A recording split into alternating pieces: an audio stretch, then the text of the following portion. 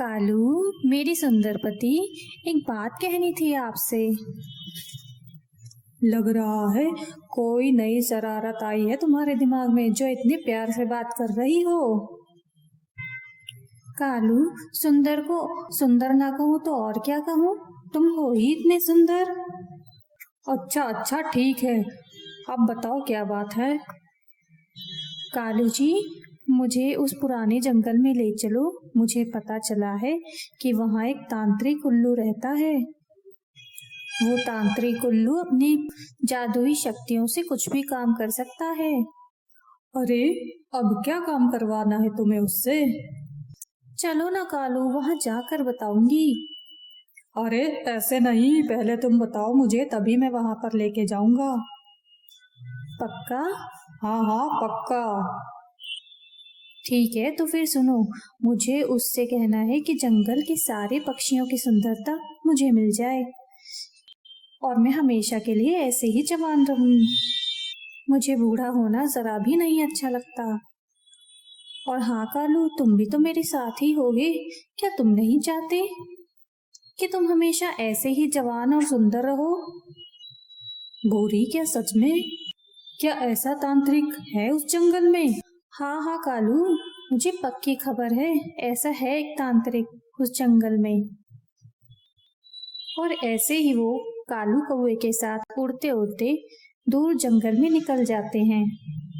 लेकिन वो रास्ते में कहीं भी नहीं रुकते और ऐसे वो काले जंगल में पहुंच जाते हैं। सामने ही एक पेड़ था। उस पेड़ के नीचे वो जादुई उल्लू अपनी शैतानी ताकतों का इस्तेमाल कर रहा था। थोड़ी ही देर में वो दोनों भी वहां जाकर उसके पास बैठ जाते हैं और थोड़ी ही देर में वो उल्लू अपनी आंखें खोलता है। गौरी नाम है तुम्हारा? जी जी उल्लू जी, मेरा नाम गौरी ही है। हमेशा के लिए जवान रहना चाहती हो? जी उल्लू जी, आप तो सब जानते हो।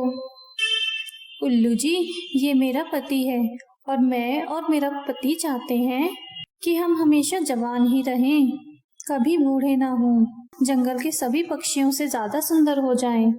जब भी मेरे पास कोई पक्षी आता है तो मुझे बहुत खुशी होती है। गौरी, तुम ये 2 तरह के रस ले जाओ।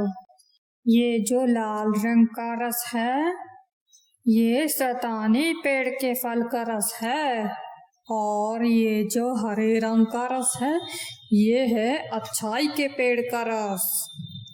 इस हरे रंग का रस को लेने से लाल रंग के रस का असर खत्म हो जाता है।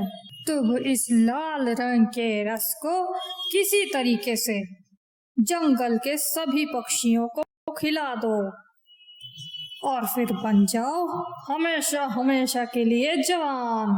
तुम जवान तब तक बनी रहोगी जब तक सारे पक्षी अंधे नहीं हो जाते।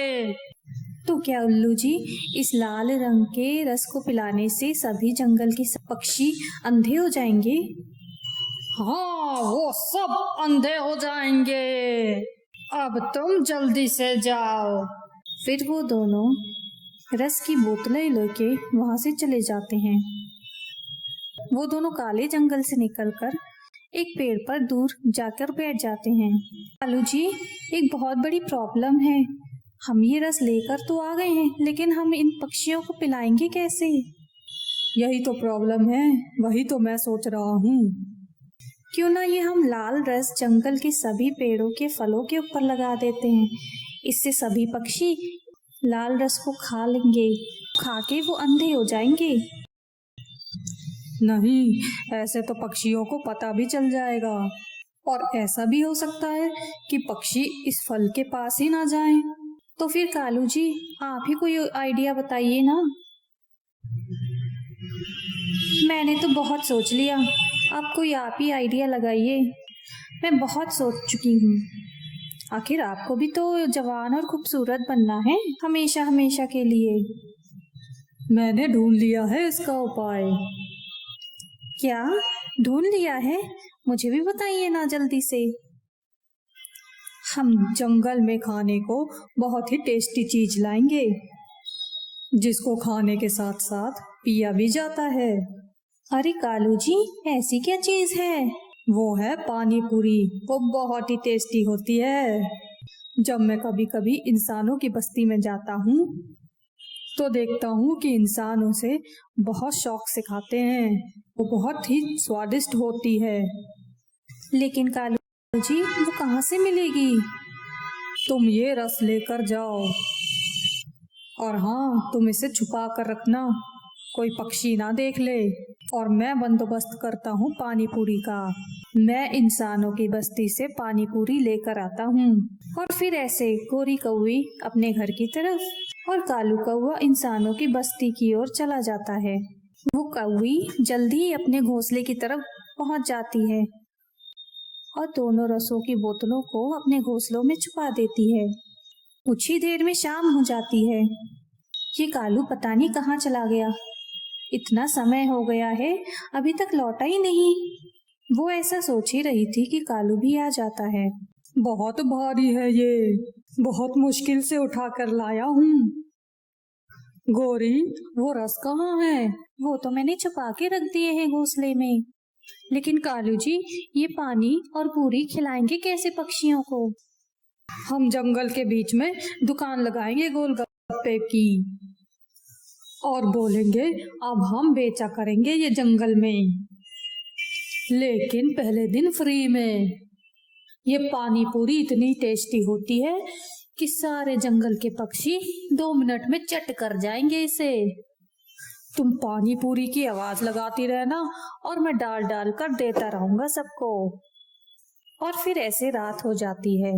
दोनों अपने घोंसले में सो जाते हैं। अगले दिन सुबह ही उन दोनों ने पानी पूरी की दुकान लगा ली होती है और लाल रंग का रस उस पानी पूरी के पानी में मिला देते हैं। वो गोरी कौवी फिर आवाज लगाती है सभी पक्षियों को, सुनो सुनो पक्षियों, आ जाओ सभी लोग। आज हमने पानी पूरी की दुकान लगाई है। आज पहला दिन है तो सभी पक्षियों को फ्री में गोलगप्पे खाने को मिलेंगे। ये इंसानों का भोजन है, ये इंसानों का भोजन है और खाने में बहुत टेस्टी है। ऐसा सुनते ही सारे पक्षी वहां पर देखते ही देखते इकट्ठे हो जाते हैं। कबूतर, ये आज तो गोरी और कालू कौवे ने एक नया ही काम शुरू कर दिया है। अरे चुरा लाया होगा ये कहीं से। ये क्या करना, फ्री में है, चलो खा लेते हैं। और कुछ ही देर में सभी पक्षियों ने इस पानी पूरी को खा लिया होता है। जैसे ही उन पक्षियों ने उस पानी पूरी को खाया, वो सभी पक्षी थोड़ी ही देर में अंधे हो जाते हैं। अरे अरे कबूतर, तुम कहाँ हो? मुझे कुछ नजर नहीं आ रहा। मैं तो इधर ही हूँ, मुझे भी कुछ नजर नहीं आ रहा। अरे नहीं नहीं, ये क्या हो गया हमारे साथ? हमें तो कुछ नहीं दिखाई दे रहा है। हाँ हाँ, तुम सही कह रहे हो, ये सब उस कालू कौवे के गोलगप्पे से खाने के कारण हुआ है। सभी पक्षी नाराज होकर वहीं बैठ जाते हैं। चलो कालू, हमारा काम बन गया। अब हम लोगों को जवान होने से कोई नहीं रोक सकता। और फिर ऐसे ही वो लोग वहां से उड़ जाते हैं। देखते ही देखते शाम हो जाती है। सोना चिड़िया आज सुबह से उस जंगल में नहीं थी, इसलिए शाम के वक्त वो अपने घर लौट कर आ रही थी और देखती है कि जंगल के सभी पक्षियों को परेशान पाती है। तोते भैया, क्या बात है? आप सब यहाँ पर परेशान क्यों बैठे हो? सोना चिड़िया, तुम हो क्या? हाँ हाँ, मैं ही हूँ। फिर तोता सोना चिड़िया को उस काले कौवे की करतूत बताता है। तोते भैया, आप सभी पक्षियों को लालच नहीं करना चाहिए था। आपने क्यों उस काले कौवे से स्वादिष्ट पानी पूरी लेकर खाई? लेकिन अब आप लोग परेशान मत हो, मैं जाती हूँ कालू की तरफ और देखती हूँ कि वो लोग अब क्या खेल खेल रहे हैं। और फिर सोना चिड़िया कालू कौवे की तरफ चली जाती है। सोना चिड़िया जैसे ही वहां जाती है तो गोरी कौवे कालू कौवे से कुछ बात कर रही होती है। सोना चिड़िया वहीं पास में एक पेड़ के पीछे छुप जाती है। कालू जी, अब पक्षी तो सारे हो गए हैं अंधे, और अब मैं इन सभी पक्षियों की सुंदरता हासिल कर लूंगी और मैं बन जाऊंगी सबसे सुंदर पक्षी। गौरी, वो लाल रस कहाँ है जो मिलाया था हमने पानी पूरी में, जिससे पक्षी अंधे हुए हैं? वो मैंने घोंसले में ही छुपा लिया है और ये हरा रस भी छुपा रखा है, जिसे पीने से उस लाल रस का असर भी खत्म हो जाता है। ठीक है, इन दोनों रस को संभाल कर रखना। और फिर ऐसे ही रात हो जाती है। वो दोनों बातें करते करते सो जाते हैं। सोना चिड़िया बोलती है, अब मुझे पता चला, गोरी ने लाल रस से पक्षियों को अंधा किया है। और फिर सोना चिड़िया कौवे के घोंसले में जाकर वो लाल रस उठाती है और घोंसले में पड़े अमरूद के ऊपर वो लाल रस डाल देती है। फिर वो हरा रस लेकर वहां से चली जाती है। सोना चिड़िया बहुत तेज उड़ती हुई वापस उन पक्षियों के पास आ जाती है। तोते भैया, अपना मुंह खोलिए। फिर सोना चिड़िया हरे रस की 2 बूंदे तोते के मुंह में गिरा देती है। ऐसे ही सोना चिड़िया 2-2 बूंद करके सभी पक्षियों को पिला देती है। थोड़े ही देर में उस शैतानी रस का असर खत्म हो जाता है और फिर सभी पक्षी ठीक हो जाते हैं। और फिर सोना चिड़िया सभी पक्षियों को पूरी बात बताती है। हम अब कभी भी उस कालू कौवे और गोरी कौवे का विश्वास नहीं करेंगे। इसके बाद सभी पक्षी अपने अपने घरों को चले जाते हैं। थोड़ी ही देर में सुबह हो जाती है। कालू, ओ कालू, उठो, जल्दी उठो। वो रस नहीं है, ना ही वो लाल रस है और ना ही वो हरा रस है। फिर कालू कौवा जल्दी से उठ जाता है। मैंने तो यहीं रखे थे वो दोनों रस। गोरी बहुत परेशान हो जाती है। थोड़ी ही देर में उसे भूख लग जाती है और गोरी और कौवा वो दोनों ही अपने घोंसले में पड़े अमरूद को खा लेते हैं, जिस पर सोना चिड़िया ने वो लाल रस डाला था। वो जहरीला अमरूद खा के थोड़ी ही देर में वो दोनों अंधे हो जाते हैं। अरे अरे गोरी, तुम कहाँ हो? कालू कालू, मैं यहीं पे हूँ, मुझे कुछ दिखाई क्यों नहीं दे रहा? हे भगवान, ये हमारे साथ क्या हो गया? हमने तो पक्षियों को अंधा किया था, अब हम अंधे कैसे हो गए? गोरी, ये हमारे बुरे काम का परिणाम है। और फिर ऐसे वो दोनों रोने लग जाते हैं। इस कहानी से हमें ये सीख मिलती है कि बुरे काम का अंत बुरा ही होता है और जो गड्ढा हम दूसरों के लिए खोदते हैं उसमें हम खुद ही गिर जाते हैं।